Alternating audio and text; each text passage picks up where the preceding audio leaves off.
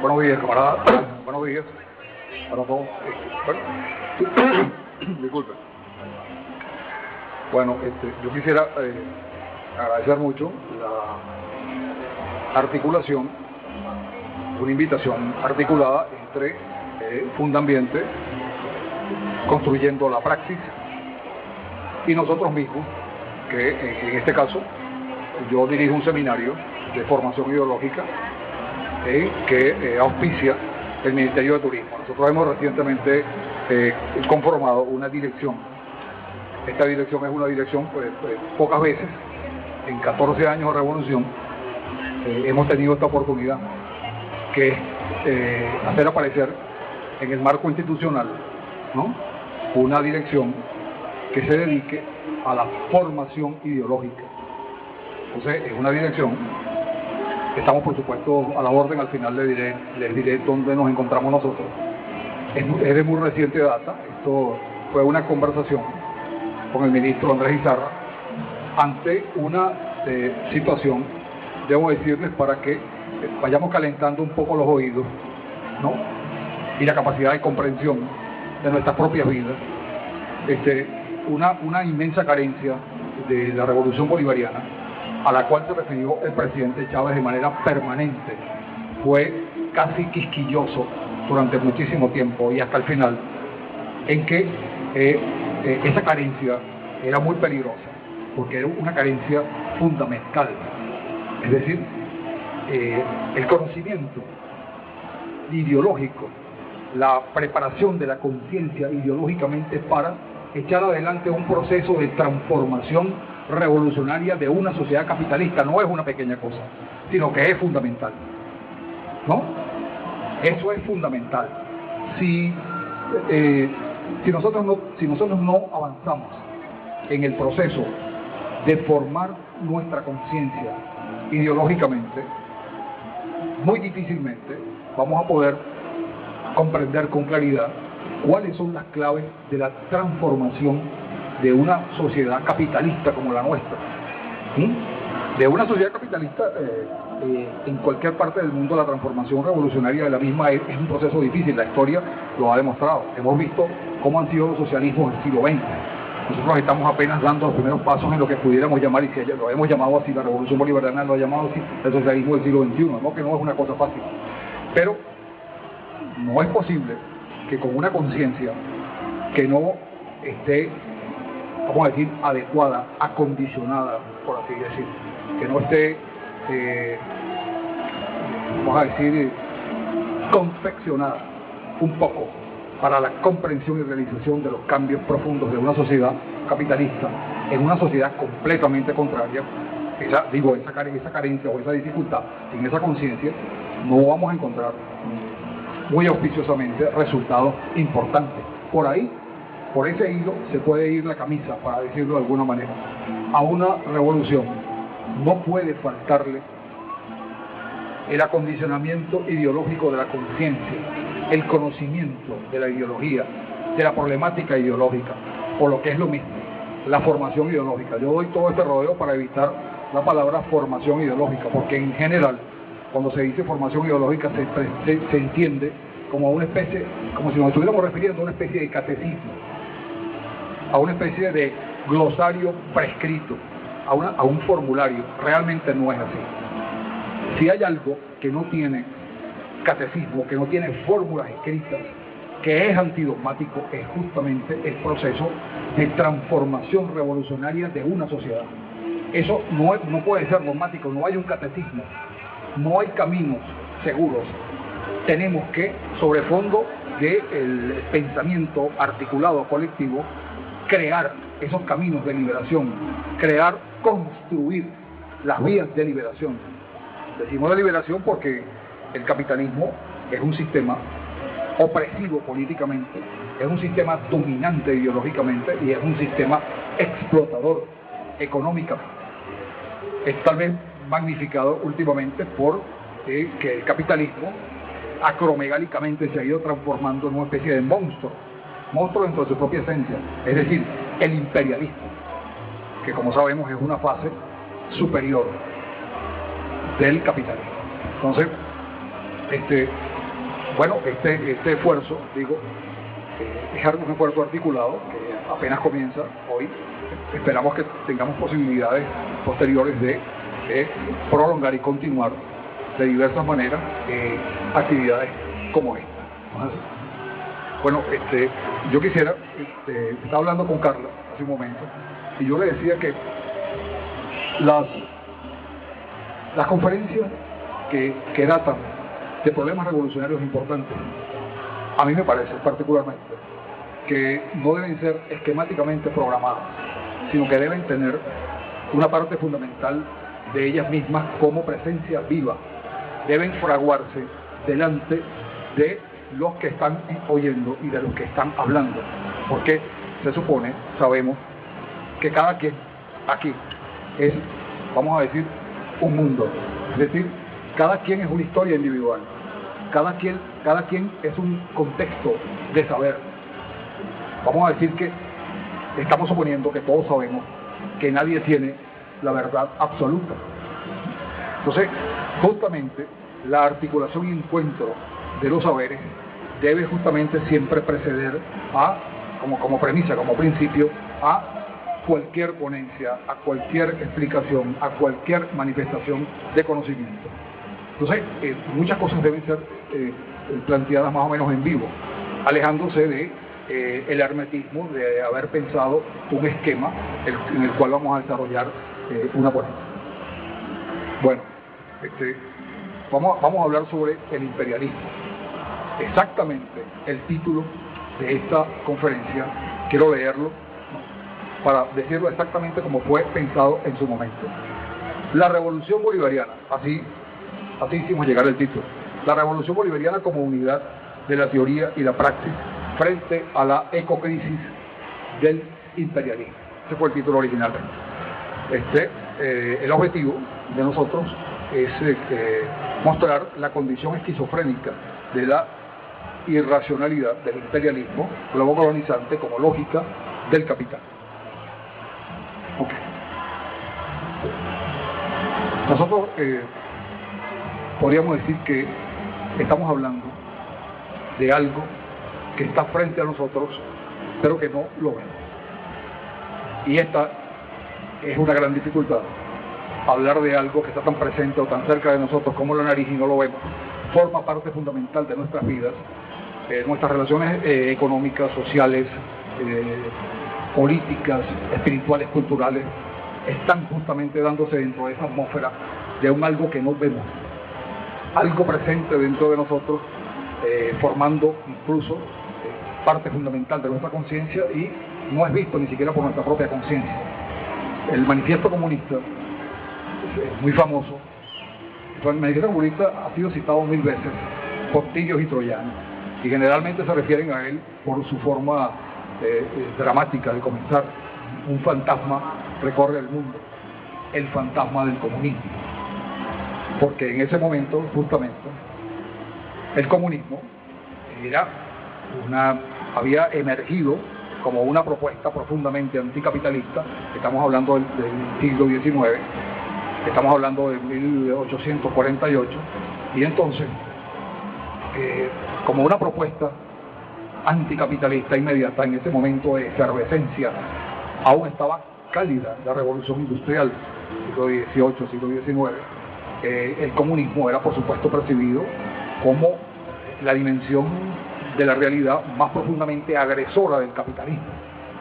Entonces había una gran efervescencia socialista y comunista en Europa, pero también había una reacción brutal, ¿no? Muy parecida, por cierto, a la que nosotros experimentamos en el asedio a Venezuela, así lo vamos a llamar, el asedio a la revolución bolivariana, que es lo que nosotros estamos viviendo y estamos percibiendo incluso actualmente como guerra económica, de lo cual hablaremos después. Entonces, si nosotros nos amalgamáramos, si nosotros nos asimiláramos un poco a esa imagen, nosotros podríamos decir que hay una atmósfera que envuelve al mundo, y es un fantasma que se ha hecho presencia. Ese fantasma que se ha hecho presencia cultural, presencia ideológica, presencia, vamos a decir, en los niveles educacionales. Quiero decirlo de esta manera porque los niveles educacionales son fundamentales, son como las vías de riego más importantes de la conciencia cognitiva y las consecuencias que la conciencia cognitiva tiene después en nuestra propia práctica. Entonces, ese fantasma hecho presencia, esa especie de atmósfera omnicomprensiva que todo lo envuelve, es como una niebla permanente, es justamente el imperialismo. El imperialismo es la fase superior del capitalismo. En este sentido, y tal vez aquí comencemos a hacer algunas explicaciones importantes, quisiera que pusiéramos alguna atención en esto, esta parte de la conferencia. Trato de ser sinóptico y al mismo tiempo sencillo. Esta parte es referida justamente a la economía. El imperialismo generalmente se toma como una palabra cliché. Ella en sí misma tiene una significación clichesca, si se nos permite. Y esa significación clichesca pareciera estar cosificada, reificada en esa palabrita, imperialismo. De hecho, la derecha generalmente acusa a la revolución bolivariana de que todos los problemas se los achacamos a un tal imperialismo.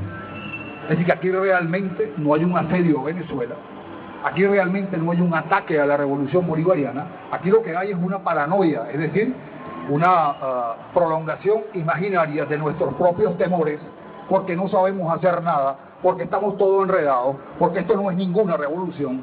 Es decir, todo lo que ellos inflan y hacen figurar a través de los poderosísimos medios nacionales e internacionales, que como sabemos están muy bien anclados financieramente, es decir, tienen muchísimo oxígeno financiero. Entonces ellos suelen decir normalmente que, bueno, el imperialismo no es más que una imaginación de nosotros, es un problema interno, porque nosotros los problemas que tenemos no podemos resolverlos y no sabemos resolverlos, y todos se lo achacamos al imperialismo. Pues resulta que esto es una manipulación evidente. En general es una manipulación bastante fácil, porque la derecha venezolana es una derecha profundamente inculta. Hay que romper también con ese misticismo en el cual ellos quieren presentarse como los tenedores de la cultura del enciclopedismo, y nosotros somos unos burdos populacheros, integrantes facciosos de un movimiento que deriva y no sabe a dónde va y que queremos llamar revolución bolivariana.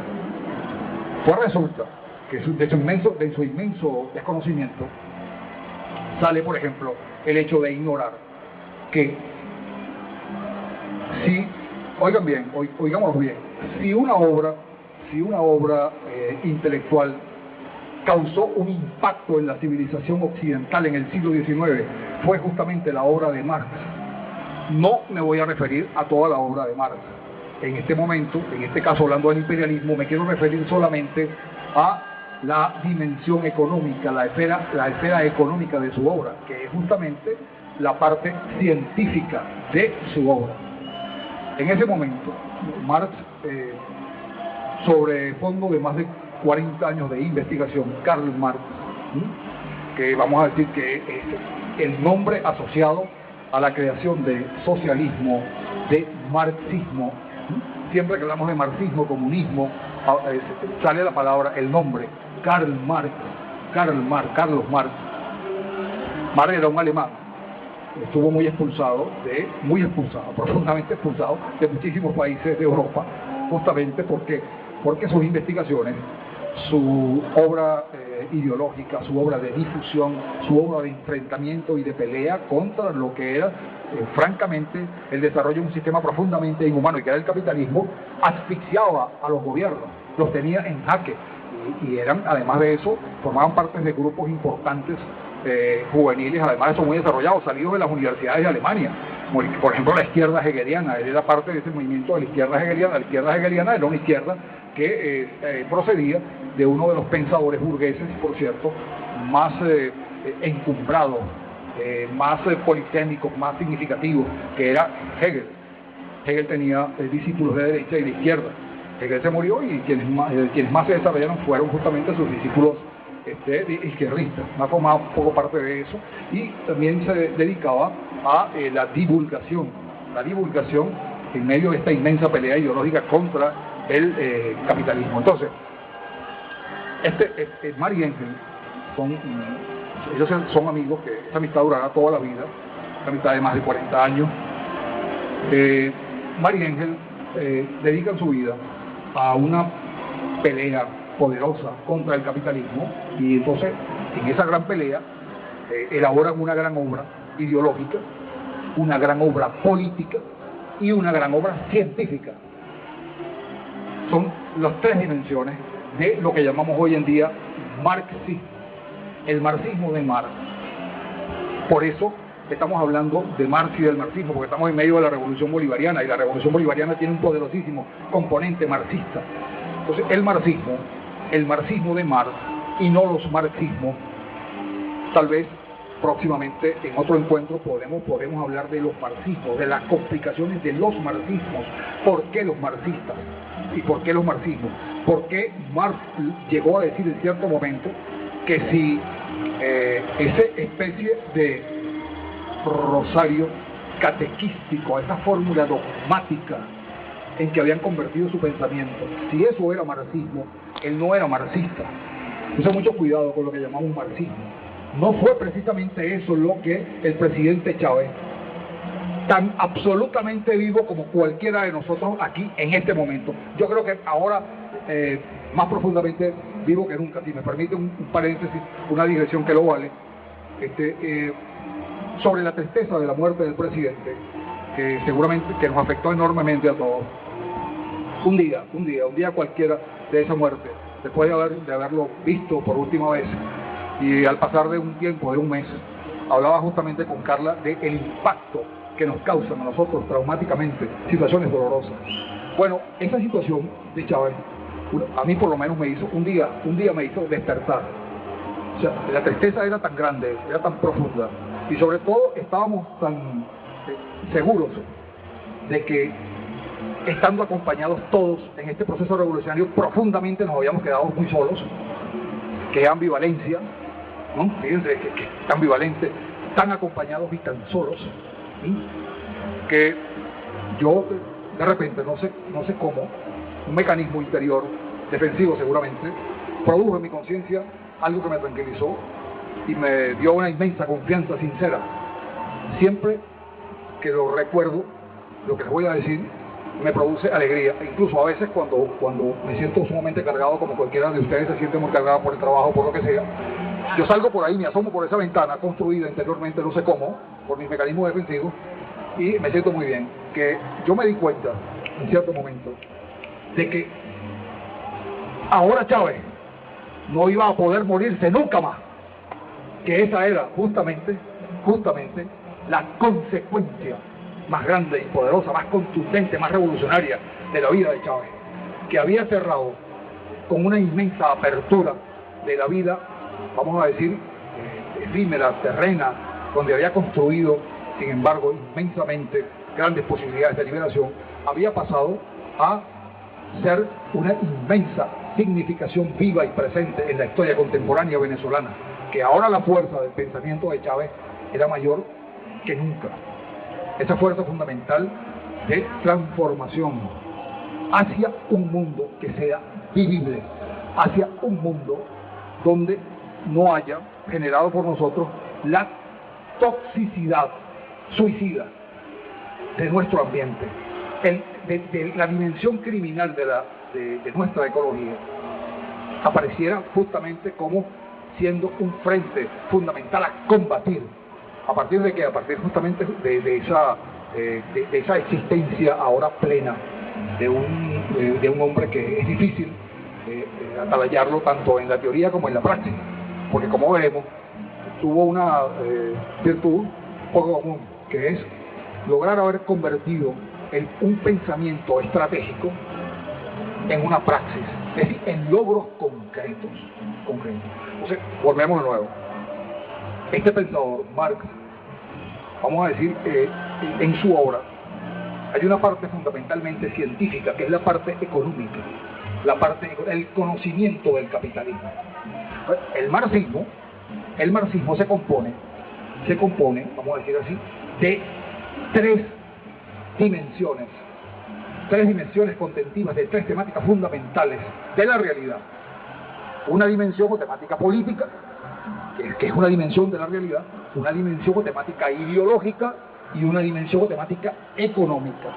Esta dimensión o temática económica se refiere a la realidad económica del capitalismo, porque el capitalismo antes de Marx no tenía una versión de sí mismo como conciencia, como cognición, como conocimiento, no como realidad. El capitalismo como práctica, como realidad, como modo de producción económica, no, sino como comprensión de él.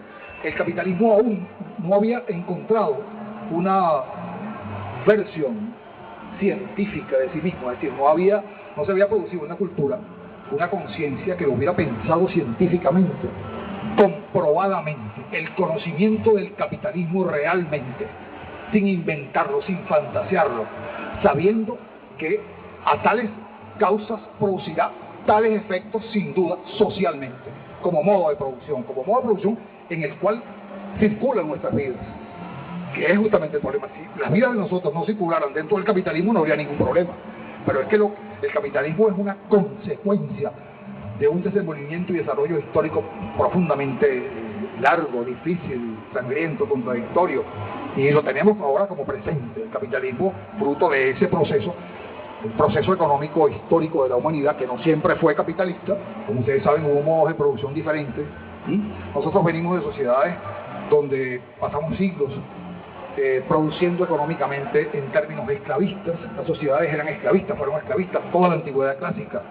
Fue una cultura producida sobre fondo de la fuerza esclava de trabajo. Ese proceso largo del esclavismo como modo de producción económico, que generó toda una cultura, pero basada ¿en qué? En la fuerza humana esclava. Si no hubiera habido fuerza humana esclava, entonces no hubiera habido riqueza, no hubiera habido cultura. Todo el arte griego, todo el arte de Roma, toda la filosofía antigua, la filosofía griega, ¿cómo hubiera podido sustentarse si no hubiera una base productiva fundamental que alimentara a los hombres todos los días? Pero la actividad económica era basada justamente en los esclavos, que eran cosas, no eran siervos, no eran obreros, eran cosas, tan cosas como una rudimentaria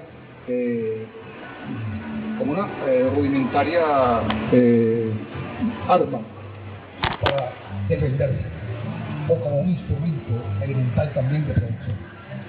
Entonces, en ese largo proceso del esclavismo al feudalismo, que fue otra manera, otro modo también esclavizante de producir, que tuvo una duración de más de 1000 años, como ustedes saben, pasamos transicionalmente al capitalismo, al fin.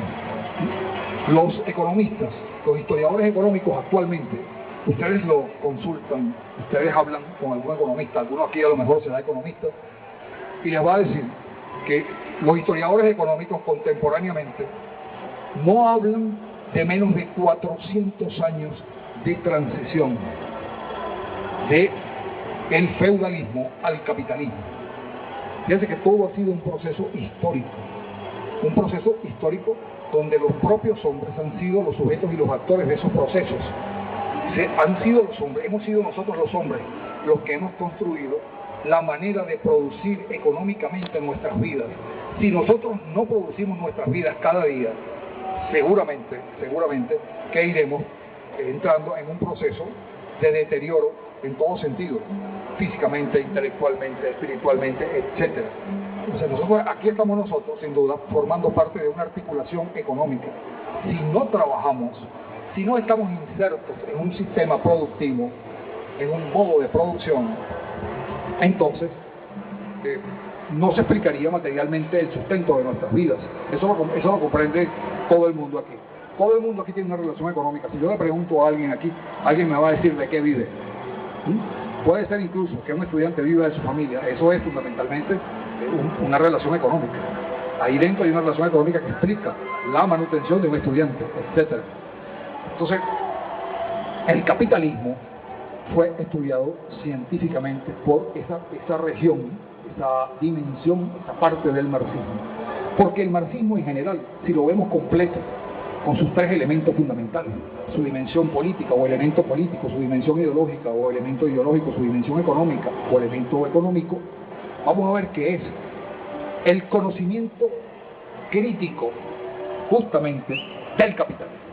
No hay un conocimiento del capitalismo que pueda ser más profundo y mayor y de base científica que el marxismo.